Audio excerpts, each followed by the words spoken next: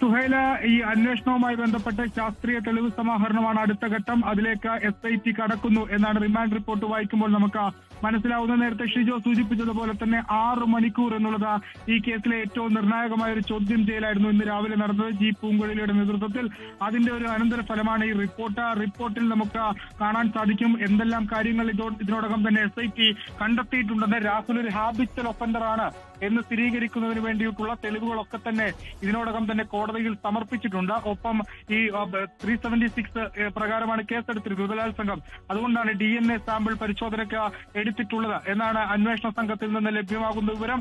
അന്വേഷണ സംഘത്തോട് ഒരു തരത്തിലും സഹകരിക്കാത്ത നിലപാടാണ് രാഹുൽ സ്വീകരിച്ചത്. തുടക്കം മുതൽ തന്നെ അന്വേഷണ സംഘം പറയുന്ന എല്ലാ കാര്യങ്ങളും ഗണ്ണിക്കുകയാണ്.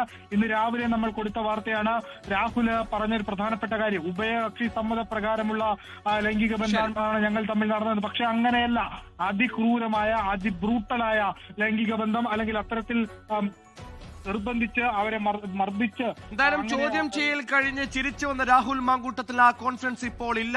AR ക്യാമ്പിൽ നിന്ന് ചിരിച്ചു പുറത്തേക്ക് ഇറങ്ങിയ രാഹുൽ മാങ്കൂട്ടത്തിൽ അത്ര ചിരിയില്ലാതെ മാവേലിക്കര സ്പെഷ്യൽ ജയിലിലേക്ക് അഴിക്കുള്ളിലേക്ക് പോകുന്നു. അതായത് 3 ബലാത്സംഗ കേസുകളാണ് രാഹുൽ മാങ്കൂട്ടത്തിൽ MLA-ക്കെതിരെ ഉയർന്നു വന്നതിൽ 3ാമത്തെ ബലാത്സംഗ കേസിൽ ആദ്യമായി ഇപ്പോൾ രാഹുൽ മാങ്കൂട്ടത്തിൽ ജയിലറകളിലേക്ക് പോകുന്നു. അതിനപ്പുറത്തേക്ക് ഒരു ഭാഗത്ത് SIT ഡീറ്റെയിൽ തെളിവുകൾ ശേഖരിക്കുന്നു, മറുഭാഗത്ത് സയന്റിഫിക് എവിഡൻസുകളുടെ ശേഖരണം തുടരുന്നു.